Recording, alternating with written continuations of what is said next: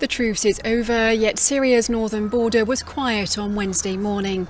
Turkey says it's not resuming its offensive against the Kurds, who controlled the region until only a few days ago, because their YPG forces are gone. Russia was quick to fill the vacuum left by the US withdrawal from northeastern Syria. With only hours left of a US-brokered ceasefire in Syria, Russia stepped in.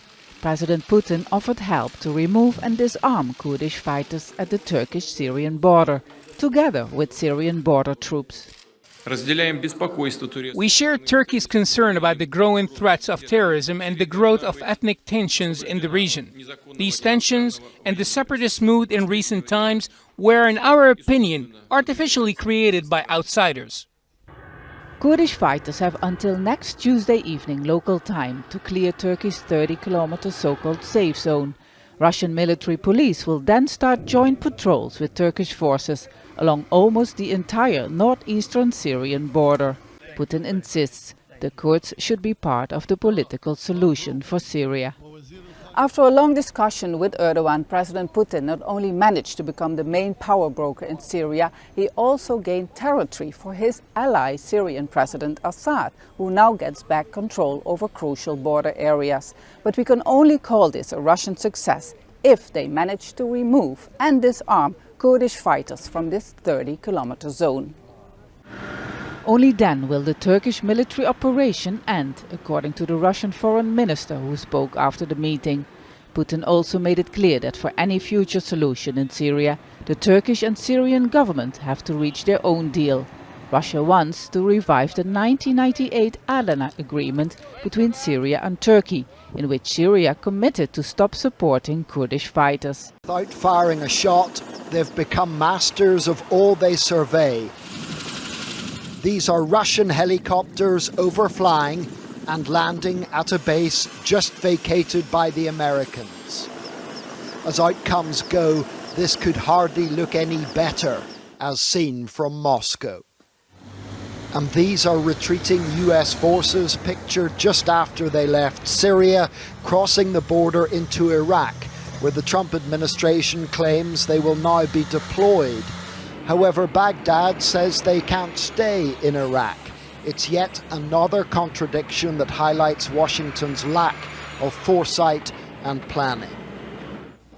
In America's absence, these are two of the leaders now shaping Syria's future.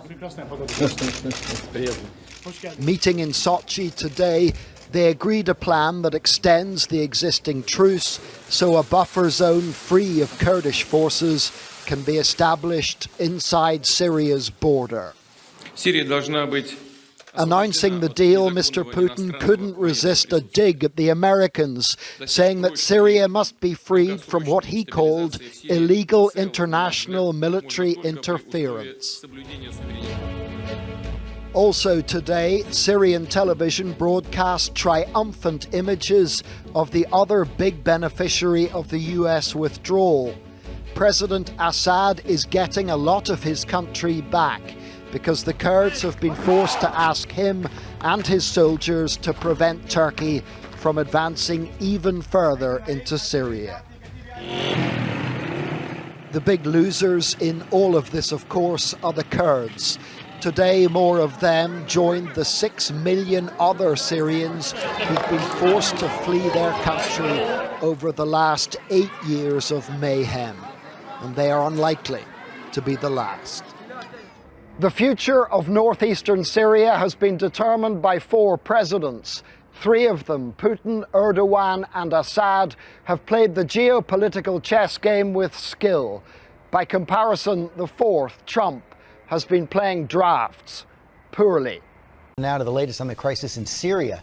As U.S. troops continue to pull back, Russia is moving in, reaching a deal with Turkey on control of Kurdish territory. Our chief foreign correspondent James Longan reports from the region this morning. Good morning, James. Good morning, George. With America moving out, Syria's future now firmly in the hands of these even more dominant power brokers. Presidents Putin and Erdogan cementing their control of the north. After a 6-hour meeting, the two men agreed a new deal. Turkey will retain its control of the area it's claimed after these last 2 weeks of fighting, but Kurdish forces are now required to withdraw from even more land, a strip of territory to the east and west along the border. Erdogan saying Kurdish military positions are to be destroyed and that Kurdish soldiers will be forced to pull back. His ultimate goal, to resettle 2 million Syrian refugees currently in Turkey into that Kurdish region, meaning the fate of thousands of Kurds already uprooted from their homes is still in the balance. And without their American partners, in the face of a looming humanitarian crisis, the Kurds may have little choice but to accept. George? And James, at least some of the U.S. troops pulling out will be going to Iraq. That comes with some controversy as well. Yeah, that's right. The Iraqis have now publicly refused to allow them in. And so the Defense Secretary, Mark Esper, has been in this morning in Baghdad, making the case for their redeployment. We're just hearing in the last few moments that Iraq has said they will now have 4 weeks in which to leave. This has been a chaotic situation and one over which Russia and Turkey have taken full advantage. George? Kurdish-led forces have withdrawn from the northern Syrian town of Ras Al Ain, apparently in line with the terms of a deal between the U.S. and Turkey. A convoy of ambulances carrying wounded civilians and Kurdish fighters was seen leaving the area on Sunday. Ankara wants to establish a so-called safe zone in the region and demands Kurdish forces withdraw completely. Turkey agreed to pause fighting in the area last week to allow their departure. These images tonight show one of the lowest moments of America's reputation in the Middle East in years. Kurdish civilians, until now close U.S. allies, throwing potatoes and yelling insults at American troops ordered out of Syria.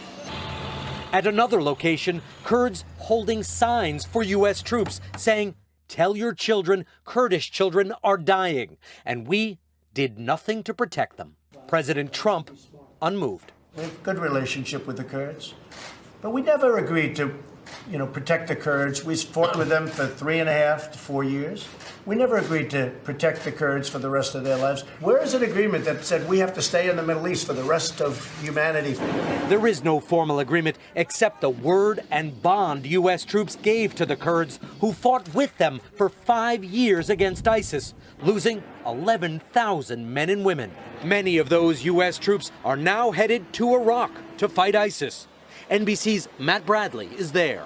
After more than 4 years of U.S. boots on the ground in Syria, the U.S. soldiers have finally arrived here in northern Iraq. They're withdrawing. This is their convoy. Tonight, the Pentagon announcing some U.S. troops could stay in Syria to protect oil fields. Around 250,000 Kurds have already run from their homes, including aid workers say 70,000 children. Hundreds have been killed by Turkey's offensive. Russian President Vladimir Putin, Damascus' biggest ally, has agreed a so-called safe zone would be set up, stretching over 120 kilometres and 32 kilometres deep into Syria. The Russians say only their forces and Syria's army would patrol the area. Russian military police and Syrian border guards will enter the Syrian side of the border outside the area of operation to facilitate the removal of YPG elements 30 kilometres deep, which should be finalised within 150 hours.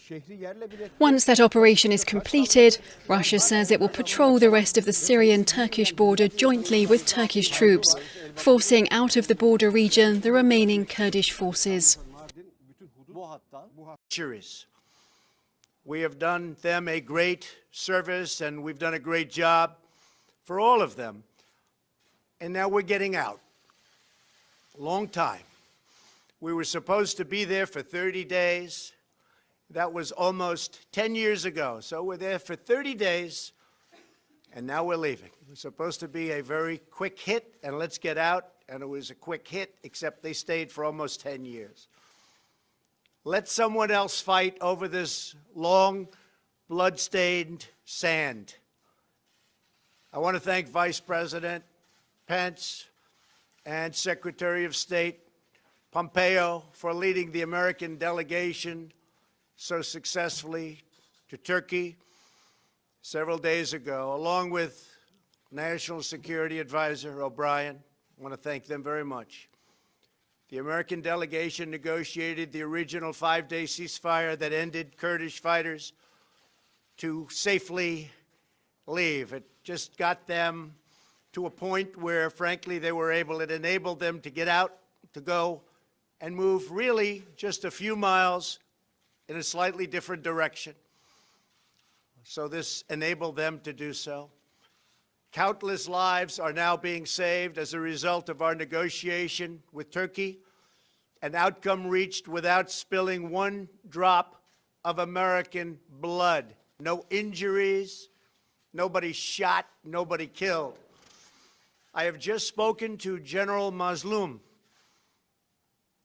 a wonderful man, the commander-in-chief of the SDF Kurds, and he was extremely thankful for what the United States has done. Could not have been more thankful.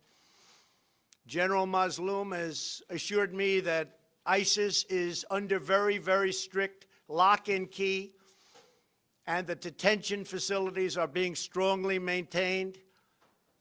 There were a few that got out, a small number, relatively speaking, and they've been largely recaptured. I'm also sure that he will be issuing his own statement very shortly. We had a great talk, but we've saved the lives of many, many Kurds. He understands that. The war was going to be vicious and probably not very long. And I'm very happy to have been involved in it, as are our Vice President, our Secretary of State, and all of the other people on our team. By getting that ceasefire to stick, we've done something that's very, very special. But by getting the ceasefire after a tremendous amount of really tough war for a very short period of days, that is something very special. Our troops are safe, and the pain and suffering of the 3-day fight that occurred was directly responsible for our ability to make an agreement with Turkey and the Kurds that could never have been made without this short-term outburst. Should Turkey fail to honor its obligations, including the protection of religious and ethnic minorities, which I truly believe they will do, we reserve the right to reimpose crippling sanctions, including substantially increased tariffs on steel and all other products coming out of Turkey. We are now an economic powerhouse like never before, and very importantly, like no other. Our economic might is stronger than it's ever been, and our competitors are not doing very well. We also expect Turkey to abide by its commitment regarding ISIS as a backup to the Kurds watching over them. Should something happen, Turkey is there to grab them. Further, we implore European countries to come and take those fighters that the U.S. captured and bring them back to their countries for incarceration and for trial. Until just recently, Europe has been very unresponsive in doing what they should have been doing for a long time. Now is their chance to finally act. American forces defeated 100% of the ISIS caliphate during the last 2 years. We thank the Syrian Democratic Forces for their sacrifices in this effort. They've been terrific. Now Turkey, Syria, and others in the region must work to ensure that ISIS does not regain any territory. It's their neighborhood. They have to maintain it. They have to take care of it. There were some political pundits who responded to Turkey's offensive in Syria by calling for yet another American military intervention. I don't think so. But halting the incursion by military force would have required deploying tens of thousands of American troops against Turkey, a NATO ally, and a country the United States has developed a very good relationship with, including President Erdogan. The same people that I watched and read giving me and the United States advice were the people that I have been watching and reading for many years. They are the ones that got us into the Middle East mess, but never had the vision or the courage to get us out. They just talk. How many Americans must die in the Middle East in the midst of these ancient, sectarian, and tribal conflicts?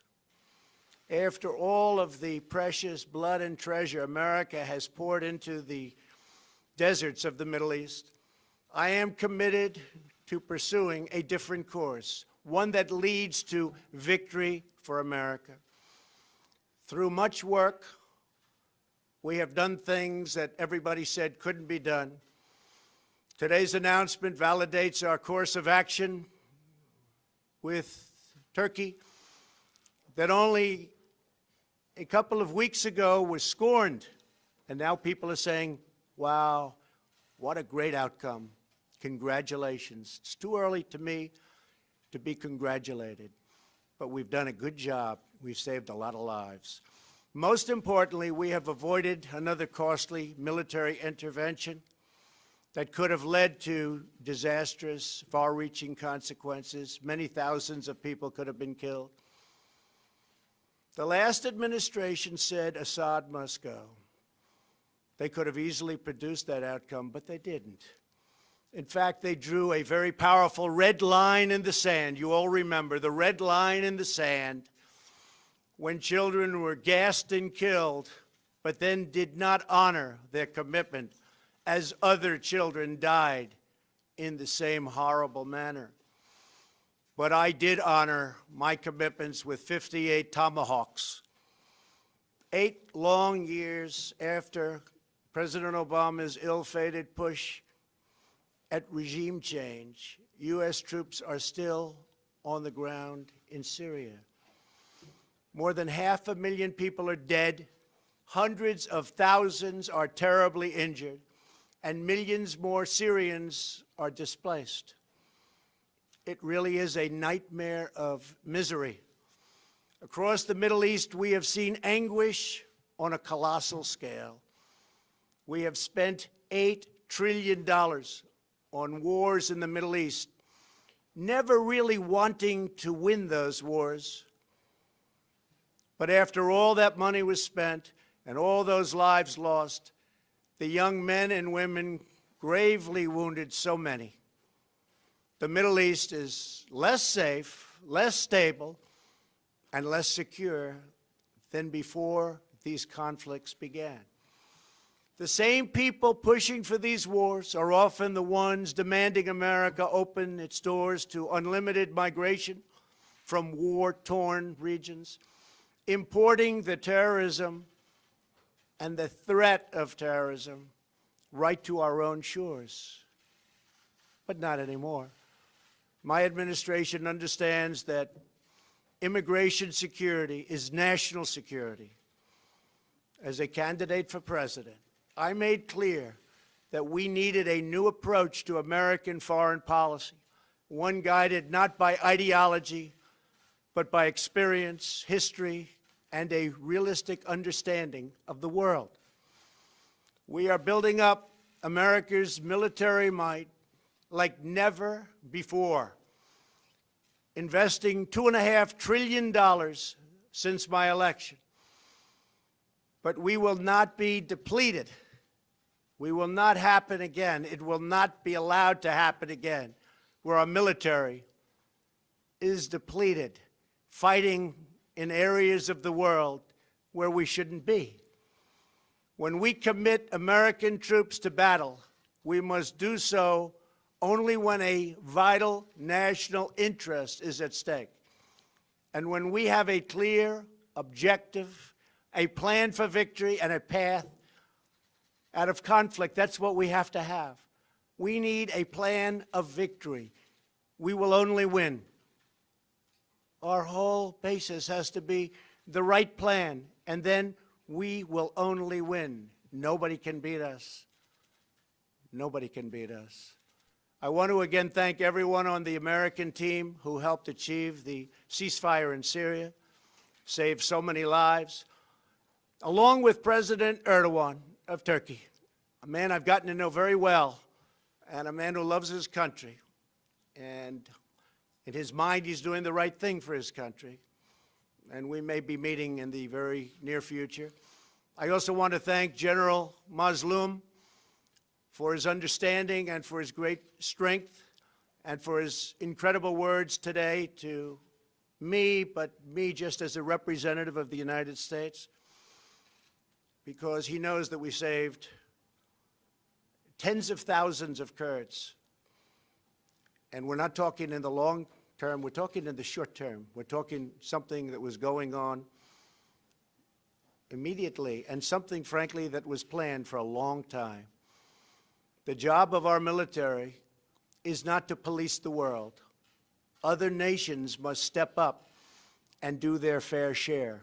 That hasn't taken place. Today's breakthrough is a critical step in that direction. Thank you all very much, and God bless America. Thank you. Mr. President, you said that the ISIS fighters who escaped have been recaptured, but today your top envoy said that's not true.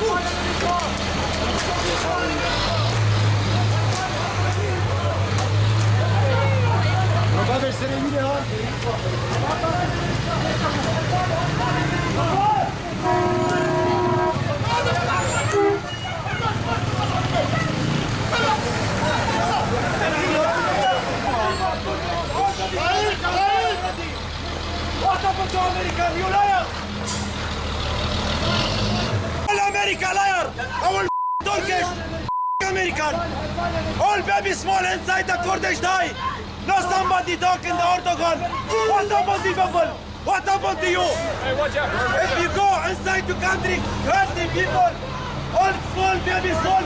All Kurdish die inside the country!